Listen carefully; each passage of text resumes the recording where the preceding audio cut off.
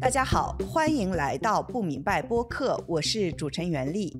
几十年来，很多中国问题专家认为，经济自由化和繁荣将为这个世界上人口最多的国家带来民主。而事实是，几十年来，中国共产党对政权的控制反而加强了。这是为什么呢？美国克莱门特麦肯纳学院的裴敏欣教授在新书《哨兵国家》中指出，答案在于中国国家监控体系的有效性。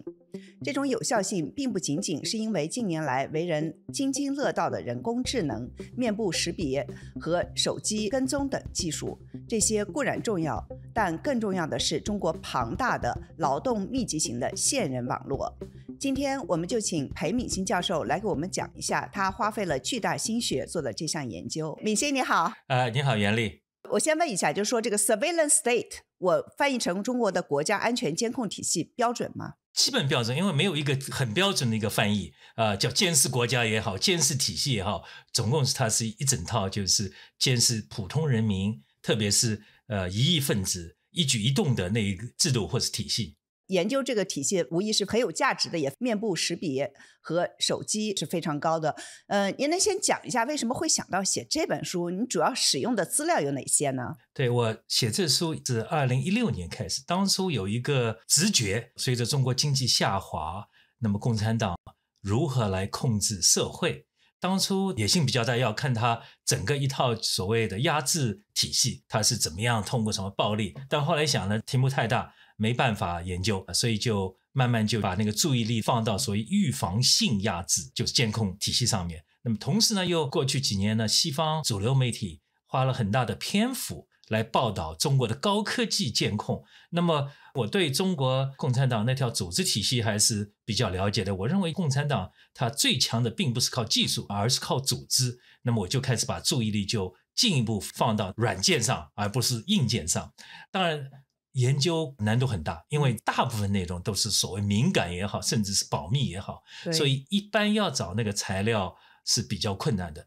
但是呢，中国毕竟是一个很大的这么一个国家，它有近3000个县级，还有300个市级单位，那有无数的个别部门，它每年都有一个年报叫年鉴。那个年鉴里面呢，它都有很明确的那个格式，比如说政法工作、国保工作、重点人口管理，并不是说所有的年鉴它都有报过那些敏感信息，因为年鉴的出版都是经过那个保密局审理的。但是中国有些那个保密官员他工作并不是做得那么好，所以呢许多信息，比如说他有多少人是被监控的，多少所谓的信息源他是怎么监控，他都有披露。大学年鉴还有公安工作年鉴都有，五花八门，这是一类。另一类呢，像中国在就是习近平之前还是相对开放的，当初出了许许多多的叫地方志，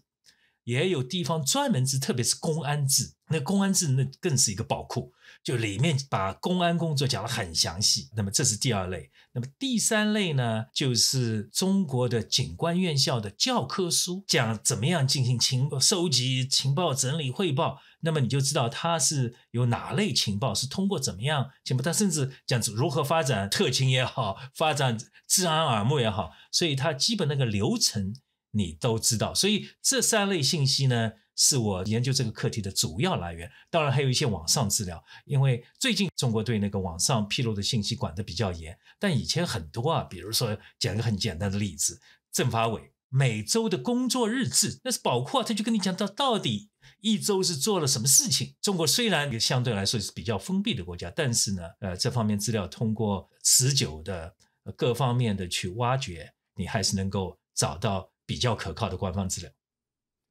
那您愿意不愿意说，上周我正好去你们学院去，您给我看的，您简直是拍了好多好多照片，那是什么？对，那有一本书，就是这个书是公安部为了纪念2000年专门出了一个书，那叫建国以来公安大事件，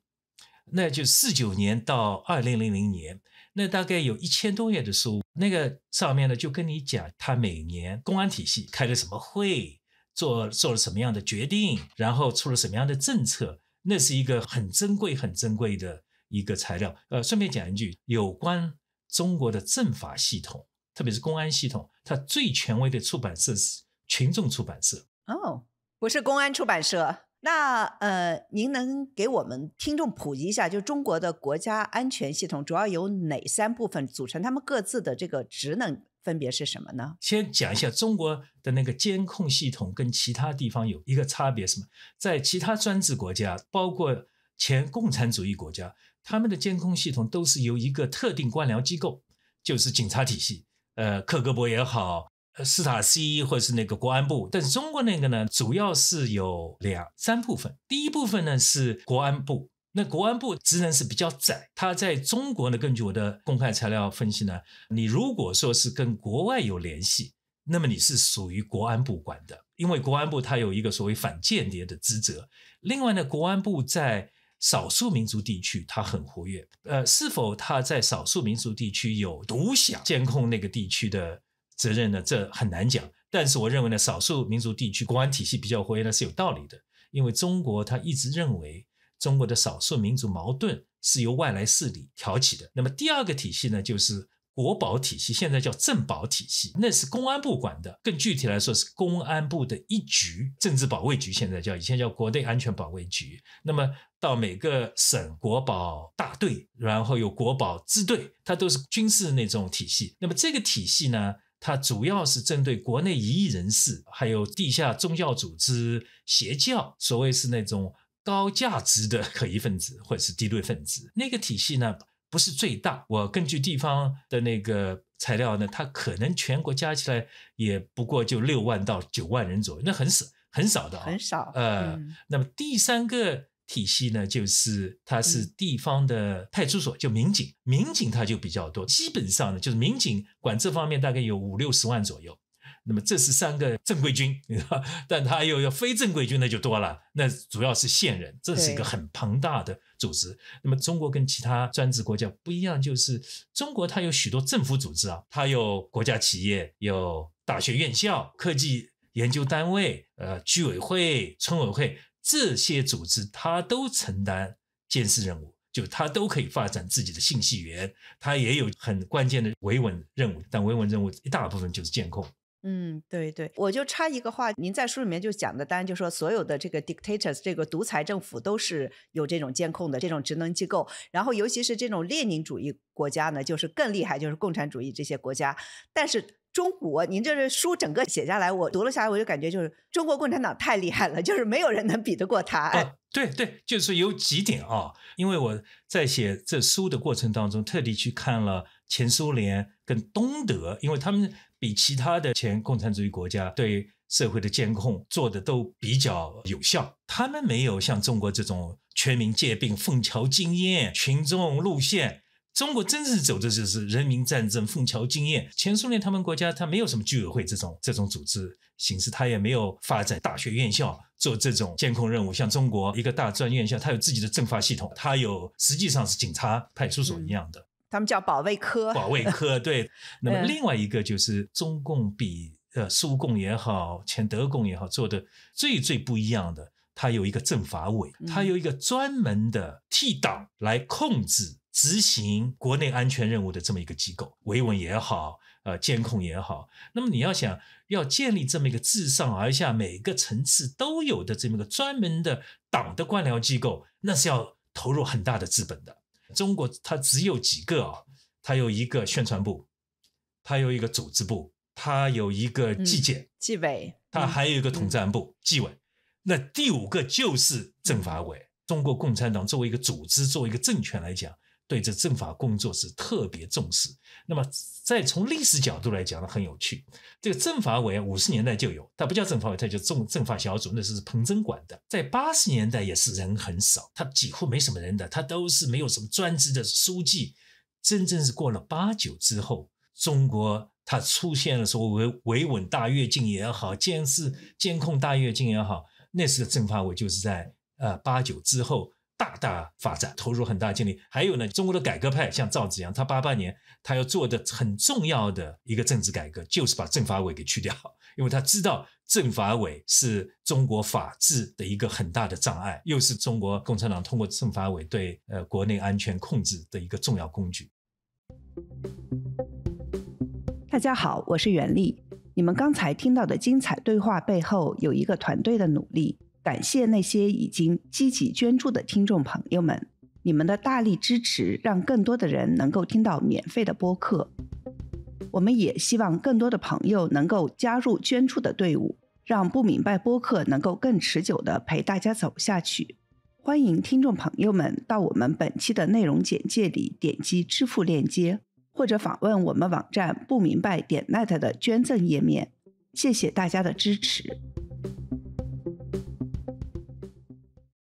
您前面也说了，许多人对中国的这种现代的监控技术印象很深刻，就比如说这个天网视频监控体系，还有这个全国公安工作信息化工程，俗称这个金盾工程，还有人脸识别体系，就疫情期间的这个健康码等等。但您在书里面指出说，中国最大的优势不是这些高科技，而是提供情报的线人系统。您能不能给我们解释一下，为什么您是这么认为的呢？对，我想有几点啊。第一，就是在中国有这个高科技的监控体系，就是最近20年的事情。你看那个金盾工程，就是这公安系统信息化工程，它是2006年左右完成的。那么这天网工程，那是城市的那种监控和所谓感应器，那是20年前左右开始筹建，筹建了10年。所以人脸技术在中国采用，不过也就10年左右的时间。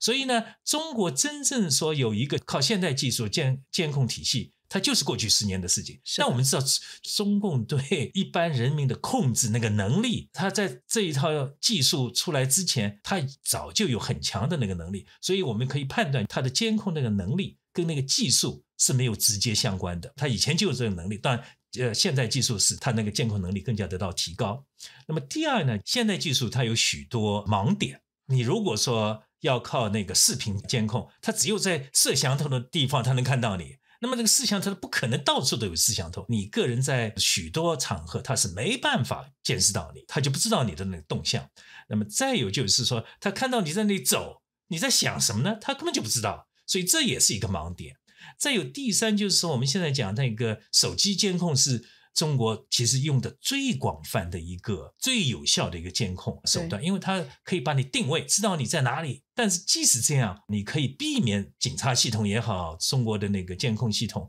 对你手机进行定位，你把那个锡纸把这个手机包起来，那个信号就进不去了。高科技的监控有许许多多的限制，通过线人那个监控是特别有效，特别是有些信息，比如说他的想法他和其他谁有交流你通过那个线人能够得到更多的这方面的信息。所以呢，中国是靠很多很多的线人。对对对，您在书里面就写到，就说1989年柏林墙倒塌的时候，东德1%的人口都为这个特务机构斯塔西工作。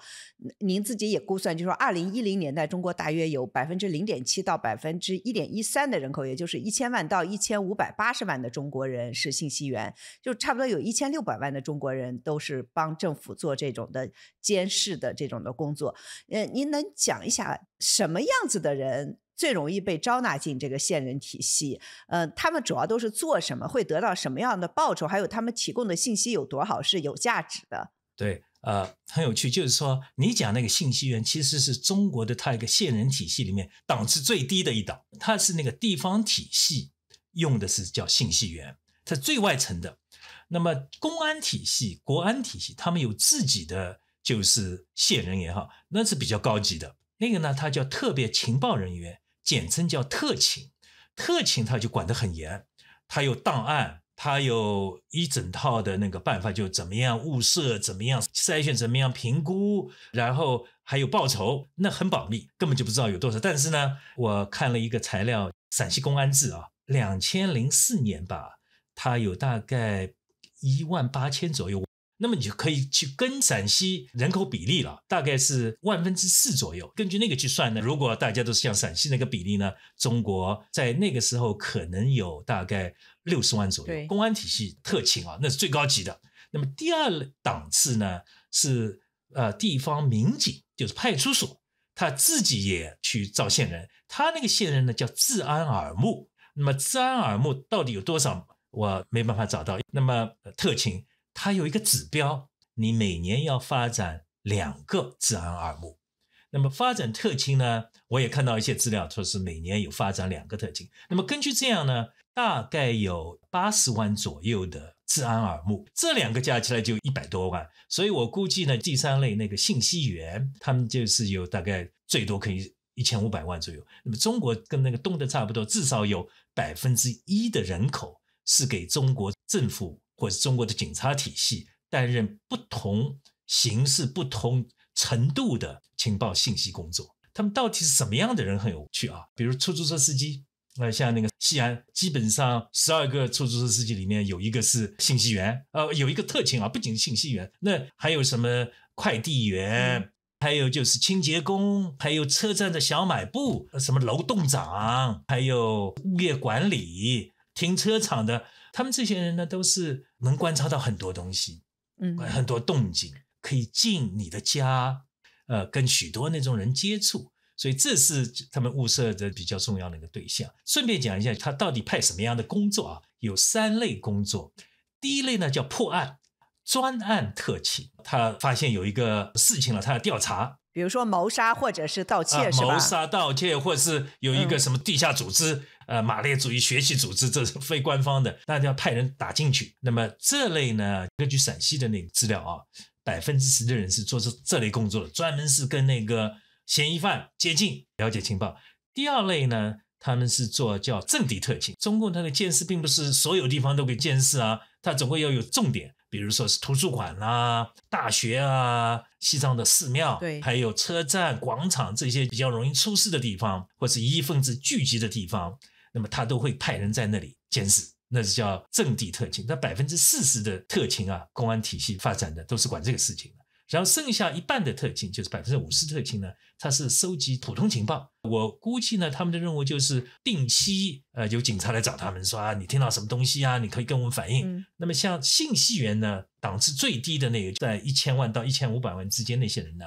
他们做的呢是另外一种情况。当然，他们也可能会被分派到监视人、监视地方，然后收集普通情报。根据地方的那个材料统计呢，他们收集情报是分3类，一类叫敌情，就敌人的情况，那就是法轮功、疆独、藏独，什么样的独，还有那个民运分子，还有恐怖主义。那很少，在3%的情报是有关这类的。另外大概有25%的是叫政情，政治情报。什么叫政治情报呢？人家对习近平有什么看法啊？世界上那个大事情啊，然后就有关中国政府的，还有反动言论是吧？反动言论啊，然后再有70%是叫社情，是社会情况。现在大家社会上什么是热门话题啊？青年就业困难，还是物价，还是房价？这类情报是通过信息源来收集。那他为什么不用这种的社交媒体了什么之类的？这不是也是都可以听得到吗？我看您书里面写的，他实际上用这些人来做的舆情是吧？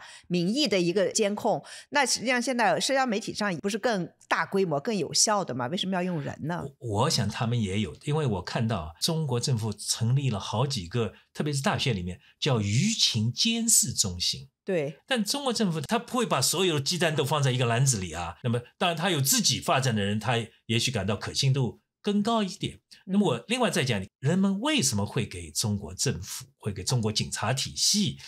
做这种你说是缺德的事情也好，对呀，有好处，对，因为总体来说你要做这种事情啊，总会心理上感到不太好。其实情况很复杂，给警察做的都是被警察抓到一些把柄的。比如说你是参加了民运，做了一些就是警察把你抓去，第一件事情就是想办法把你变成他们的线人，因为他可以通过你来了解许多情况。那我书里也写，他是千方百计要打进地下宗教组织。比如说你参加地下宗教，他说啊，我可以把你抓起来拘留15天，除非你给我做那个事情，他有那个把柄。另一个，中国它是一个列宁主义政权嘛，它对经济有很大的控制。比如说你是国营单位的，那领导来找你说你给我做一个维稳信息源干不干？你敢说不，那你饭碗会被敲掉。还有一些比如说你是开个小摊的，定期要验那个执照，那政府对你又有一个各种各样的把柄。所以呢，列宁主义政权他对经济有那么大的控制能力，范围又那么大，所以他要找线人远远要比一般的其他类型的专制体制要容易得多啊。对，当然也有人是要赚钱的，因为有些信息源它计件工资制，它有比较有价值的情报，它可以赚50块、100块，甚至上万元的都有，也有物质刺激。但是大部分我的分析是被迫的，因为他是害怕政府对他进行报复。所以中国虽然那个信息源很多，但你不知道他到底是提供多少信息。对，那么根据有限的那个地方资料呢，我这个假设是对的，只有40%的人是提供信息的。那么你一比下来，一个人提供了0.4个情报，那就说明大部分人是名义上信息源，但实际上不做信息工作，就是被找了谈话的时候，他就说好好好，然后不干了。那么另外发展多少信息源是个硬指标，我们知道共产党干事都是有指标的。对，那个硬指标呢，地方会我那个指标达到了，我任务就完成了。提供多少信息那个就很难讲，提供信息多了还不一定是好事，就说你不稳定啊。所以第二次领导来找你，或者是管理人员来找你说你有什么信息啊，我说我最近很忙，实在是不知道，那是没什么后果的。所以我认为呢，信息源虽然很多，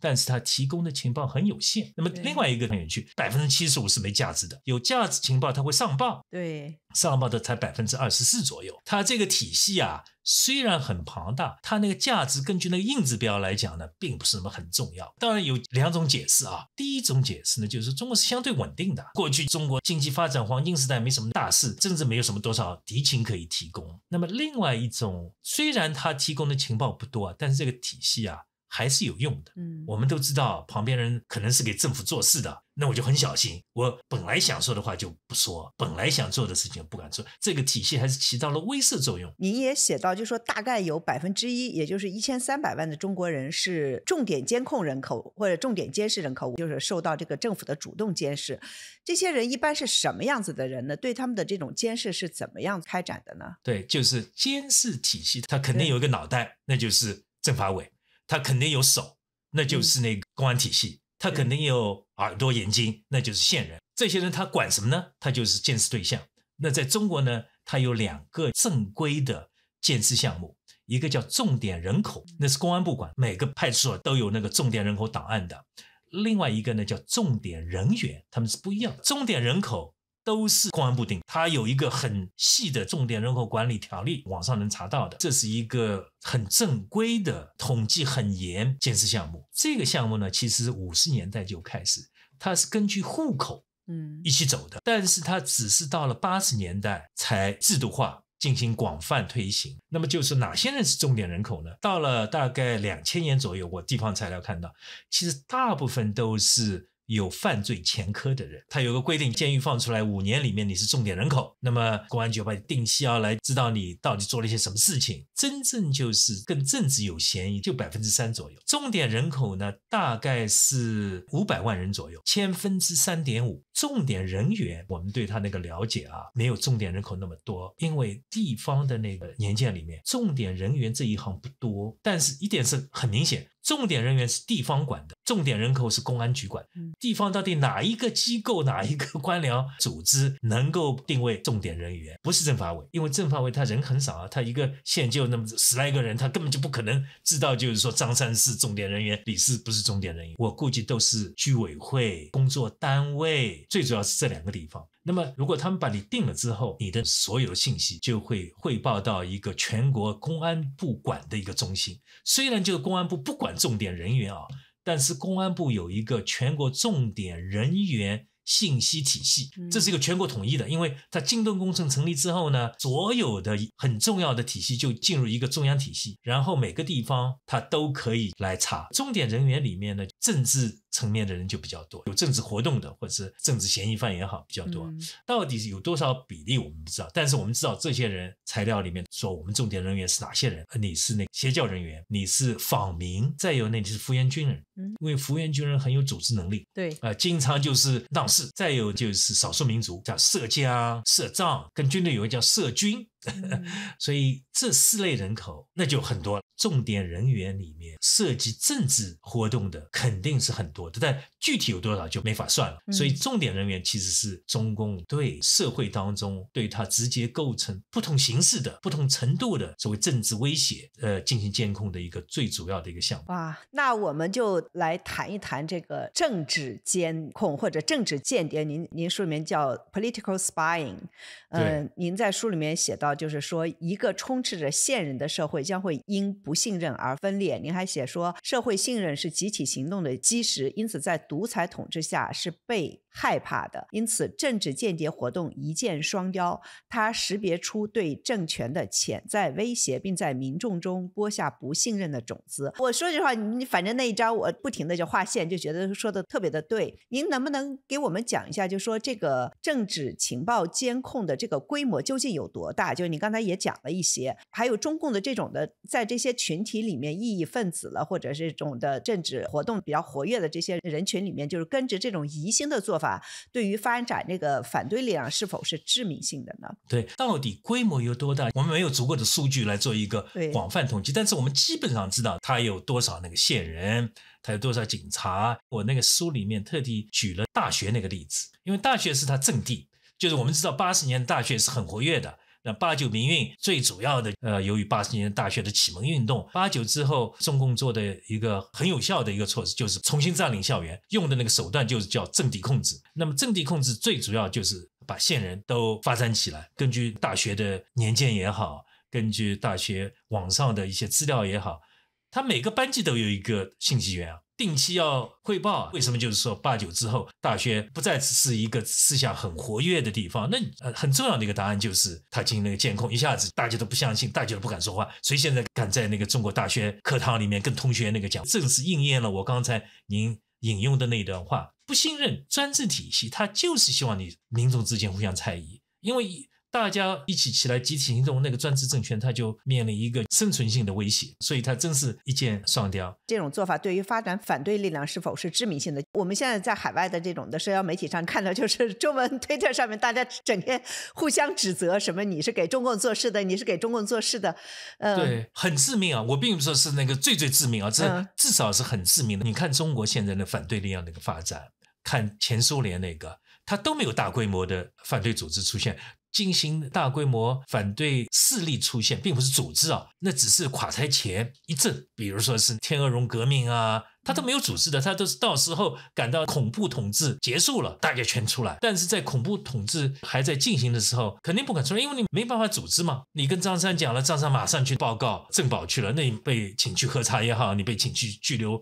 4-5天，或是判5年刑也好，那就不可能出现。所以这是很有效的这么一个防止有组织的反对势力出现的一个手段。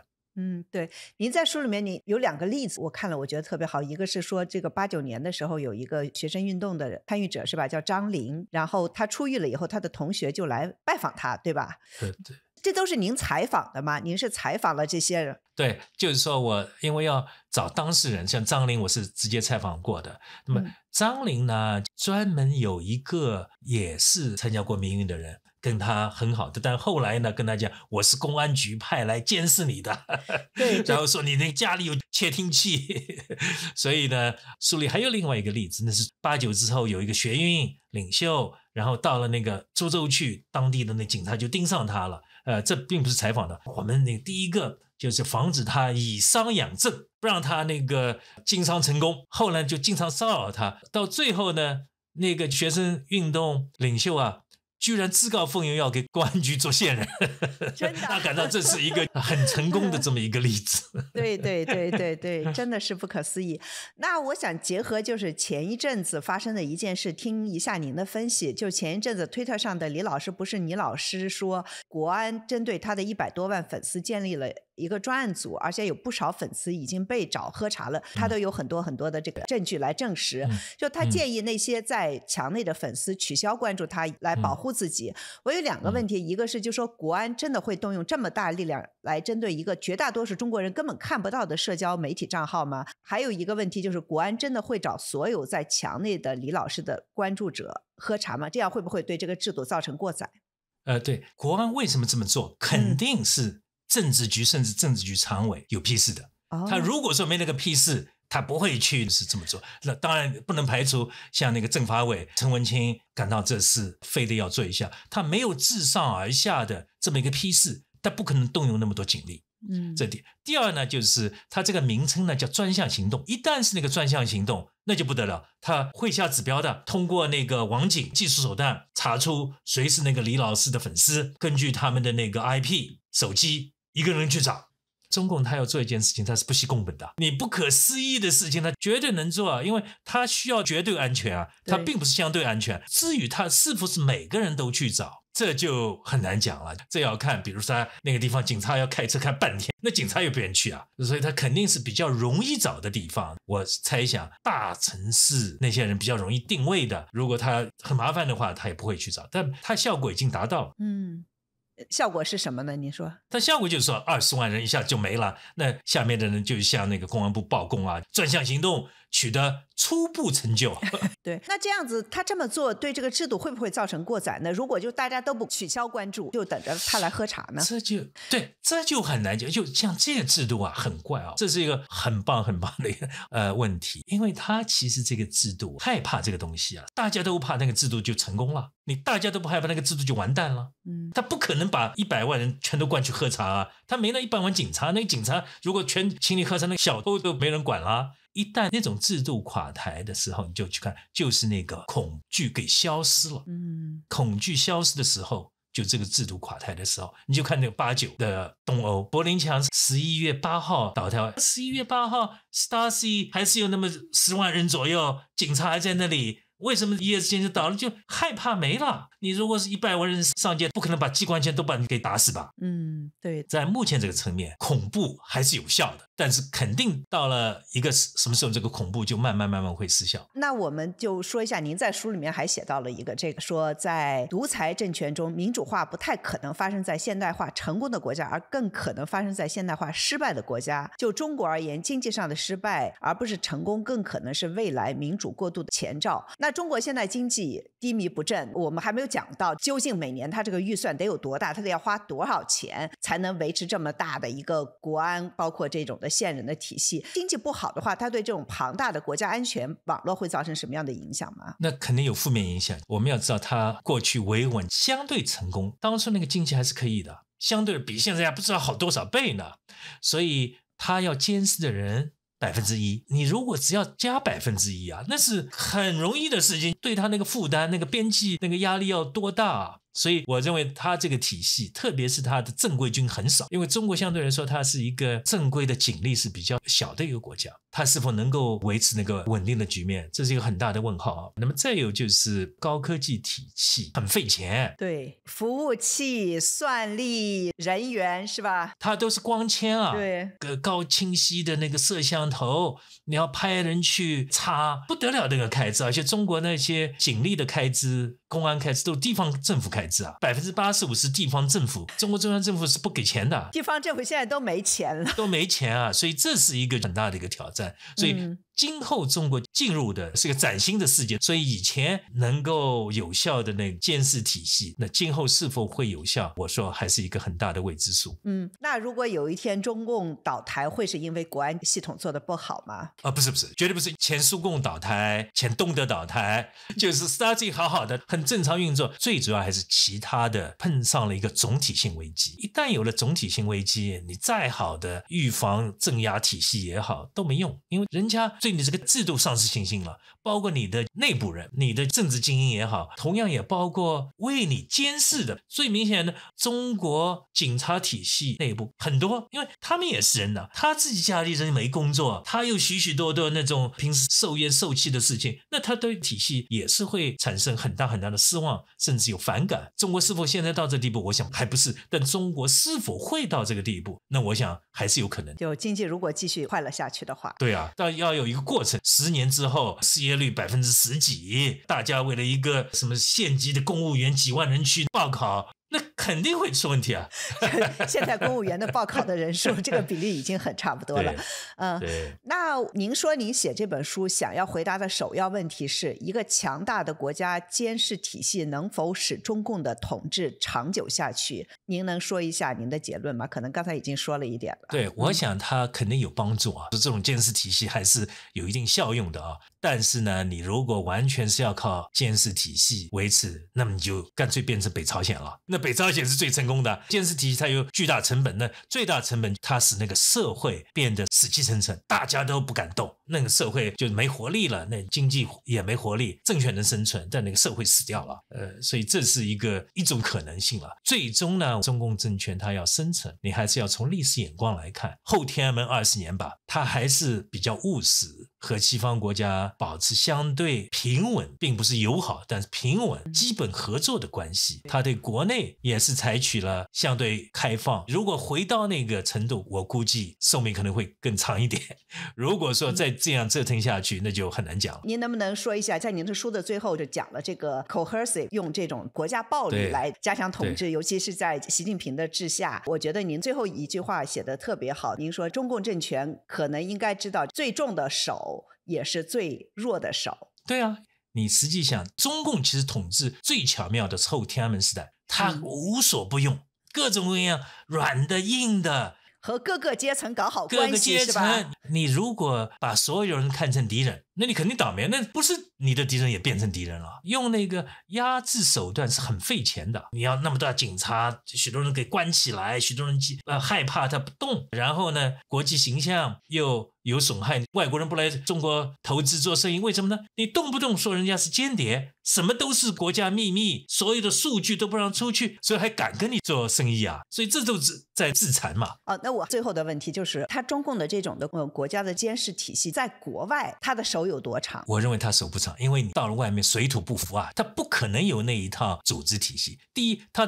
对国外的人，除了对他们在中国家人有一定的压力之外，他对国外的人没有那个压力，他要雇国外人给他做那个线人呢，成本比较高，你除非付很多的那个钱啊。但是在国外，特别是西方国家，那西方国家那些反间谍 FBI 不是吃素的，你到国外动一动，他马上就会知道。所以你像是中国的在美国的什么派出所，对，一下就被取缔了嘛。所以我估计他可能会民运分子里面啊，他想办法打入一些，但是他搞那种全面的大规模的监控，他没能力，而且没必要。共产党一点不笨啊，他虽然投资过度，因为政治猜疑是没有限度的，他做什么事情都想得很巧妙，他都是有重点的。一般你在国外那个移民跟他没关系，他干嘛要来偷听你的那个微信啊，偷听你的电话，看你有什么样的动静？他最主要还是担心国外的那些民运分子。对，那好，那我们要嘉宾推荐3部书或者是影视作品，您已经是第3次上我们播客，您已经知道了。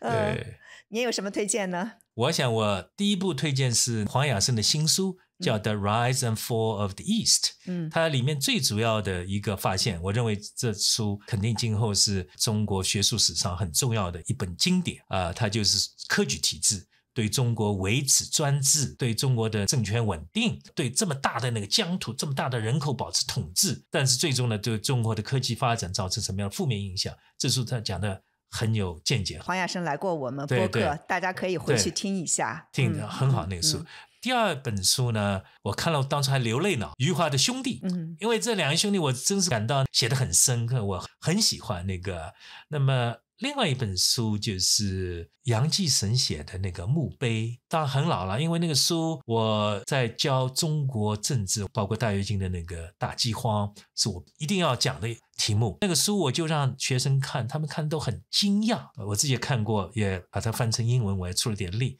那个书是不得了，你要了解一个那么残酷的那么政权，了解中国老百姓在那个政权下受到那么大灾难，那个书是很难超过的。那个历史事实的发掘跟分析也是一个经典。对，杨继绳，我前一阵子看到 Twitter 上有放他一张的照片，有人去看他，看了哇，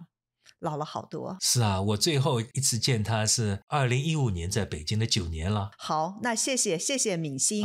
别客气。也谢谢大家收听，我们下期再见。